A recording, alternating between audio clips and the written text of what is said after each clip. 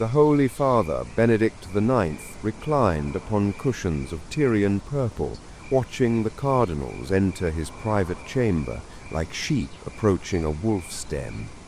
At 20 years old, some whispered younger, he was the youngest man ever to wear the fisherman's ring, and the most beautiful. Golden curls framed a face that might have belonged to one of Caravaggio's debauched angels, had that master lived 5 centuries earlier. His lips, stained with wine, curved in a smile that never reached his cold, calculating eyes. "Eminentissimi patres," he purred, gesturing languidly, "you honor us with your concern."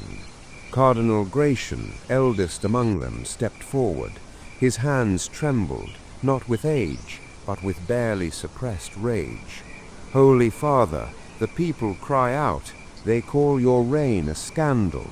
They say—" "They say?" Benedict's voice remained soft, silken, dangerous. "What business have sheep with the shepherd's methods?"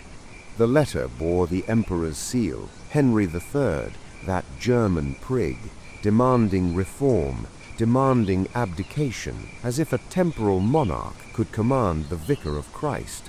Benedict read it slowly, his face betraying nothing. Inside, his mind raced like quicksilver. They want me gone. The Crescentii family who bought me this throne now plot to sell it to another. And Henry wants his own creature on Peter's chair. "Leave me," he commanded. "I must pray." The cardinals retreated, robes whispering against marble like the wings of carrion birds departing a carcass not yet cold. Alone, Benedict IX rose and walked to the window overlooking Rome. The eternal city sprawled below, a labyrinth of stone and sin, grandeur and filth. "My kingdom," he thought, "mine by blood and gold and— what does it matter how? It is mine." But kingdoms, he knew, were kept only by those willing to do what others would not. From the Chronicle of Brother Matthias, scribe of Sant'Alessio. The Holy Father's behavior grew ever more erratic in those days.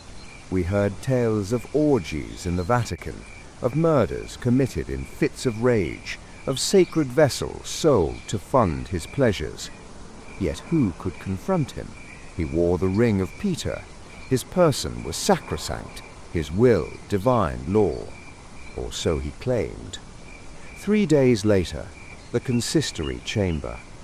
"Your Holiness cannot be serious." Cardinal Bartholomew's face had gone the color of old parchment. Around the table, 5 other princes of the church sat frozen, their wine cups arrested halfway to their lips. Benedict smiled. "Why should we not? The office has become burdensome. We find ourselves yearning for simpler pleasures, a country villa, books, wine, perhaps a wife." The word fell like a stone into still water. Ripples of shock, disgust, incomprehension. "The papacy is not a coat to be removed when one finds it uncomfortable," Gratian said through clenched teeth. "Is it not?" Benedict examined his rings, 3 on each hand, heavy with sapphires and rubies. "We seem to recall that money bought it for us. Why should money not buy our release?" "This is madness," Cardinal Stephen whispered. "Heresy. You would sell the throne of St. Peter?" Benedict's eyes hardened to chips of ice. "We would do many things, Stephen, to secure our future. Things that might surprise you. Things that might silence those who speak too freely of madness and heresy." The threat hung in the air, palpable as smoke. But Stephen, old fool that he was, did not heed it. "I will go to the Emperor. I will tell him." "You will tell him nothing." The command cracked like a whip. Benedict rose, suddenly terrible in his beauty, a fallen angel contemplating further fall. "You will speak of this to no one. We will handle our affairs as we see fit, and you, dear Stephen, will remember that popes have disappeared before." That night, Stephen's cell. Cardinal Stephen never reached the Emperor. His body was found the next morning, slumped over his prayer desk, a knife between his ribs. The official story? Brigands. Rome was full of them. A tragedy. Prayers would be said. Benedict attended the funeral mass himself, voice solemn as he intoned the prayers for the dead. Requiem aeternam dona ei, Domine. Eternal rest grant unto him, O Lord. The perspective of Theodora, a servant girl. I was 12 when they killed Cardinal Stephen. I know because it was my birthday, and my mother had baked me a small honey cake, a rare luxury. I was carrying it through the corridor near the cardinal's chambers when I saw them. 2 men, dressed as servants, but moving wrong, too purposeful, too quiet. I pressed myself into an alcove, hardly breathing as they entered Stephen's cell. Moments later, screams cut short, then silence. They emerged, wiping their hands on dark cloth. One looked directly at me. Our eyes met. He smiled.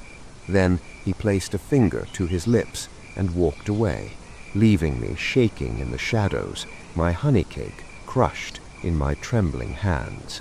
I never told anyone, not my mother, not the other servants, not the priests, because I knew what happened to those who saw too much. Giovanni Graziano's study, the Aventine Hill. You're asking me to do what? The merchant prince stared at the young pope as if seeing him for the first time. Perhaps, in a sense, he was. The boy who had been installed 5 years ago, pliable, controllable, a puppet for the Crescenti family's ambitions, had transformed into something else, something harder, more dangerous. Benedict leaned forward, elbows on his knees, still wearing his papal vestments. He had come in secret, through passages known only to a few. His face in the lamplight was both young and ancient, beautiful and terrible. We are offering you the papacy, Giovanni, Peter's throne, for 40,000 silver marks. But you are the Pope. For now, Benedict's smile was mirthless, but our grow weary of it, and our enemies grow bold. Better to leave on our own terms with our pockets full than to be dragged out by that German bastard Henry and his reformers. Gratiano's mind raced. The papacy, the supreme spiritual authority of Christendom, being haggled over like a bolt of silk or a cartload of grain. It was grotesque. It was blasphemy. It was opportunity. And what guarantee do I have that you won't simply reclaim it, that you won't denounce the sale and have me executed as a heretic? Benedict stood, walking to the window. Outside, Rome slept, unaware that its spiritual destiny was being bartered in a merchant's study. Because, dear Giovanni, we will be far away, living quietly, enjoying the fruits of our tenure. We have no desire to be martyred by reformers or imprisoned by emperors. We want to live. The honesty of it was almost refreshing. And if I refuse? Benedict turned, and for a moment his mask slipped. Beneath the urbane cynicism, Graziano saw something raw and desperate. A young man, still just a young man, terrified of what was coming. Then we will find another buyer, and you will have missed your chance at immortality. He paused. And perhaps we will remember who refused to help us when we needed help most. There it was, the velvet threat wrapped in silk words. Graziano nodded slowly.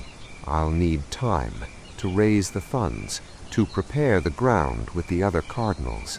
You have 2 months. Benedict moved to the door, then stopped. Oh, and Giovanni, Cardinal Stephen thought to refuse us too, to run to the Emperor with tales. Do you know where Cardinal Stephen is now? Dead. Exactly. From the private journal of Cardinal Graziano. May God forgive me.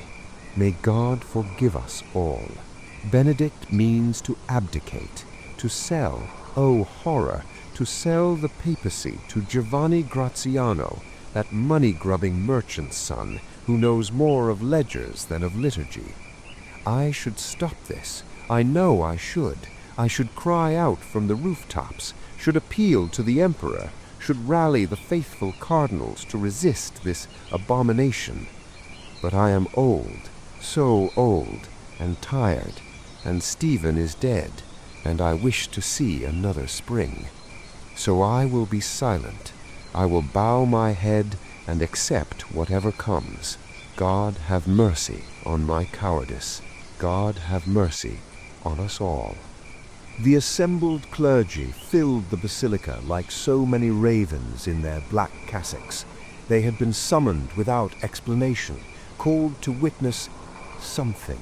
Rumors flew like sparks from a fire. The Holy Father would announce reforms, would excommunicate the emperor, would call a crusade. None guessed the truth. Benedict IX stood before them in full pontificals, the weight of jeweled vestments doing nothing to diminish the weight of what he was about to do. His face was serene, almost beatific. Inside, his heart hammered against his ribs. This is it, the moment, freedom or folly. Fratres carissimi, he began, his young voice carrying through the vast space. Most beloved brothers, we have called you here to witness an act unprecedented in the long history of our holy church. We, Benedict, Bishop of Rome, Vicar of Christ, successor of Saint Peter, do hereby resign the supreme pontificate.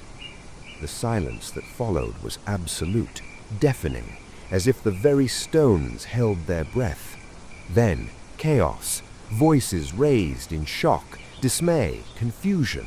Some cardinals leapt to their feet, others sat frozen, unable to process what they had heard.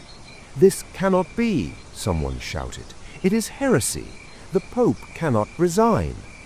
Benedict raised his hand, and something in his bearing, some remnant of the authority he was discarding, brought silence again. "We have consulted the canon lawyers. There is no impediment. A pope may resign if he chooses, and we choose." His voice softened, became almost wistful. "We were young when this office was thrust upon us, too young. We have served as we could, but now we yearn for a life of contemplation, away from the burdens of temporal power." Beautiful lies delivered with the skill of a master poet. Cardinal Gratian stood, his aged voice trembling. "And who, Holy Father, will succeed you?" Benedict's smile was razor-sharp. "We have taken the liberty of facilitating that choice. Giovanni Graziano, Archpriest of San Giovanni, has expressed his willingness to shoulder this burden. He is a man of considerable resources and dedication." The implication was clear to those with ears to hear. Graziano had bought the throne, and Benedict was walking away rich. The perspective of Brother Damien, a young monk. I was there that day. I saw him do it, saw Pope Benedict IX strip off the sacred vestments like a man shedding a suit of clothes that no longer fit, saw him place the fisherman's ring on the altar with all the ceremony of someone putting down a wine cup, and I saw his face. He looked relieved, unburdened, almost happy. It terrified me more than if he had wept, because what kind of man gives up the throne of Peter with relief? What kind of soul finds freedom in abandoning the highest duty God can bestow? Later, I saw him leaving through a side entrance, dressed in simple traveling clothes, a heavy purse at his belt. He paused at the door, looked back at the basilica, at the chair of Peter visible through the doorway, and he laughed. Softly, bitterly, but unmistakably, he laughed. Then he was gone, and Giovanni Graziano was being robed in papal white, and I felt as if the world had tilted on its axis and nothing would ever be right again.